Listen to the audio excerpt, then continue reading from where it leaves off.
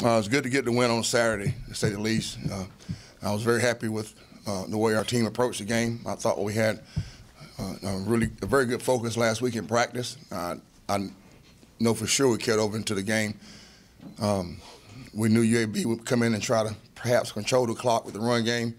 A lot of closed sets, perhaps trying to make sure they run the clock down, similar to what FIU did to limit us on offense. But our defense did a good job of holding and controlling them, getting them in third down situations and capitalizing.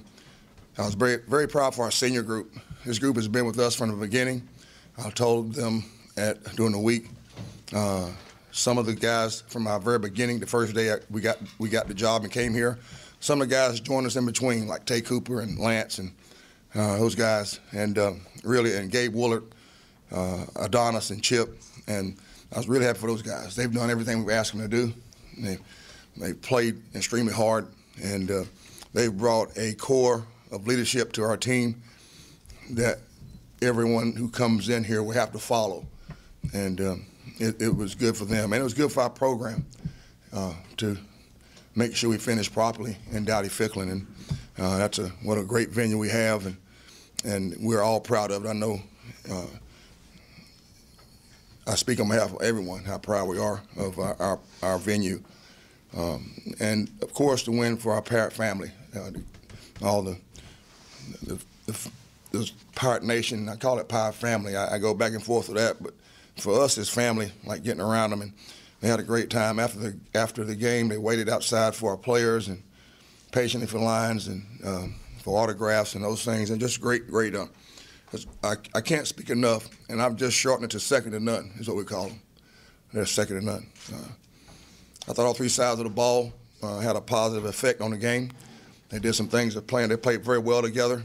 I thought they sustained play after play. We talked to them about what we call OPAT, just one play at a time, play the next play, doing the best they can on that play, and all the history of that play, doing the very best they can.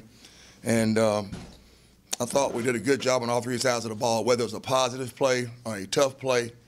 I thought all three sides did a really good job of that. I thought our coaches, and I told them yesterday in our meeting, they've done a good job. I'm very fortunate to have a great staff that work hard. You don't have to, they put up with me a lot, and that's hard to do. But they do a great job of planning and adjusting. So our kids are doing a great job of adjusting to that and embracing or grasping the adjustments they make and take them to the field. We're able to get some young guys in during the game, which is always valuable to get them some game reps in front of fans and Pirate family with officials, and so really positive reps for those guys. The senior contribution was evident, I thought, and sometimes these groups get overlooked. O-line and defensive line seniors, Will Simmons, Jordan, those guys who have been here did a really good job up front of controlling line of scrimmage offensively. Lee Geese and those guys on defense, seniors up front, Darrell, and who's a part of the front, and Gabe Willard, who's attached to the front, did a good job up front controlling the run. Adonis and Chip and Mags, been solid all year on the back end for us, and really have taken Coach Smith's coaching and doing a good job of getting us in the right coverage. I was very pleased with their contribution. And then Darrell and Cal, what a great way those guys ended with picks. And they were riding Darrell pretty hard that he didn't get to the end zone. And Cal can do that because he did get to the end zone. There's no way they're going to stop Cal getting end zone. That's everybody on the sideline knew once Cal got it, he would run over a brick wall to get in the end zone. If you know Cal, you know what I mean. He's the one that every day in practice we have to get on for not hitting don't hit the quarterback and that kind of thing. So it was good for those guys to do that. Oh, my God. That's not you. You got it. There you go. If you did that in the room, the guys would go, they cover it up. If they really covered you up, they would start coughing, so I wouldn't notice it. That's how I do it in our room. I didn't know why. I wonder why I kept coughing all of them at the same time. And then I finally figured out. When they were leaving on the exit meetings, they told me, Coach, whenever we start coughing like that, somebody forgot to cut their phone off. very happy with the win at home, and now we have go on the road again for two final regular season games, and it's on to the next one. I've known Dave Doran quite a long time, 15 years to be exact, when Dave was a GA at Southern Cal, and I was at Fresno State. We'd go down and visit and talk ball and talk football, and Dave at that time was a graduate assistant, but he would take all the visiting staffs and actually talk ball. We do it now with our GAs, so he can learn how to deliver and learn how to present in front of groups. It's just a part of a teaching tool that you can use, and that's what Dave and I first, and what a great job he did. I knew he wouldn't be an assistant long, and he's at Montana, and where he did a great job there, and then going against him in the Big 12 at Kansas, and then moved to Wisconsin, and then of course with Coach Comfort at NIU, where he won back-to-back MAC championships. So I have a lot of respect for Dave, not just as a coach, but as a friend, and he's a great recruiter, and he's going to do a great job over there at State, and he's building the program the way he wants to do it and getting the pieces and parts to it. So looking forward to seeing Dave and talking to him before the game. The injury list is the same. Maurice Falls is questionable right now, but hopefully we can get him some reps and use him and Jerry right the same way. Where we're trying to manage Jeremy's workload, he can manage with his manage his workload in practice. We'll do the same with Maurice, and to provide some backup there for Darrell. So that haven't changed. The key points for us this week is to make sure we improve and keep improving and getting better each week, each day, each play in practice. And when I say that, that's the mantra or the belief and what we want as a team, and it starts with me. And the one play at a time, OPAD is what we are. We're not going to move past that. We just want to get better today, and we've approached that in all aspects. We'll need to play at a high level this week. We know that. We'll need to execute at a high level, and we know that too. Play very smart, and all three sides. We have to have consistent play from all three sides of the ball, and we'll start that tomorrow at practice. Getting into North Carolina State a little bit even more now. Offensively, they've rotated two quarterbacks, Pete Thomas and Brandon Mitchell. Both of them are transfers. Pete's from Colorado and Brandon's from Arkansas. They both have the ability to run, and Dave has designed quarterback runs with both, and also getting his system in of from shifts and motions to closed sets. You guys are learning now a little bit, to open sets, and you can see the same things that Dave wanted to do at NIU with this group, and even add to that a little bit. But both those two guys rotated earlier. Pete played a little more against Boston College, but they rotate those guys most of the year. Shaq Thornton and Matt Days, they alternate at the running back position. Rashad Smith is a really athletic receiver. Also, he's one of the top punt returners in the nation. We'll face the top three punt return guys in the nation. He's starting from last week through this week, through next week. Those guys are in the top 10 or so in the nation in punt returns, and Rashad Smith is one of them. Quentin Payton also stands out. Duran Christopher, I know they've had some injuries up front, and we have too, so we understand where they're coming from with that. But Duran Christoph is starting guard, and he's done very well. You can watch the film. I've got a chance to watch 3 games from yesterday to today. And also Tyson Chandler, their right tackle. He's 6'7", 334. Good football player. Good feet and good mobility there. Defensively, they bring back 5 starters. They've had 20 turnovers, caused 20 turnovers, 12 picks, and 8 fumbles. And they're number 3 in the conference over there in pass defense. So we'll make sure that Robbie Codwell stands out. He's another big linebacker, like the linebacker from Tulsa. Moves very well, big, covers ground. He's strong. Dante Johnson, Art Norman, and Thomas Teal. Those guys are guys that really, especially inside, you see them causing double teams, and we have to do a great job inside, making sure we occupy them and do a great job of the up front. But we know it'll be an exciting crowd and an exciting venue to play in, and we must have a great week of practice and make sure we stay focused, and we will do that. It starts with me, and we'll make sure of that and put all focus on each day, each play. I think keeping the vision in perspective, But also, you've heard me say really a couple of days and a couple of times about the vision is the game this week, and then even more immediate is the days before the game. And even more immediate is today that we plan well. And then tomorrow, each play is of the utmost importance in practice. I can't tell you how proud I am of our kids and coaches for grasping this concept. When I say, you heard me say, drown out the noise, that's what they're doing now, and just focusing on that play. If you could watch the film with me from the game, you could see them talk about play that play the best they can. I use this term, all you got, best you got, ball till you fall on that play. Put that play next and you go to the next one. So with that in mind, that helps, that keeps it grounded. But even more, it's all about the kids and the players we have. Our core, I mentioned that senior group, those guys will not let us go below the performance that we wish to have in each game, each play.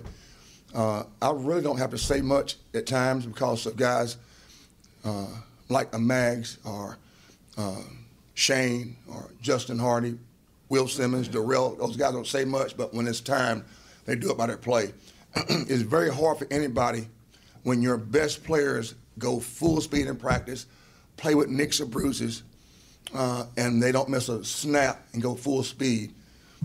It's amazing how the rest of the team follows suit. So that helps. And then coaching-wise, we're on the same page. I mentioned how blessed and fortunate I am to have a staff I have, not just from coaches, but administrators that I have.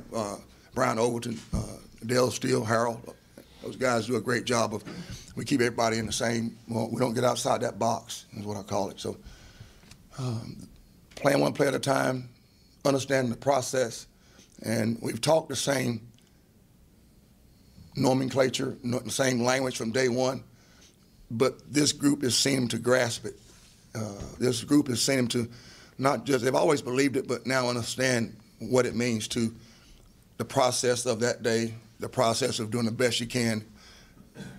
Don't worry about the person to your left or right or who we playing, just make sure you get better and do the best you can.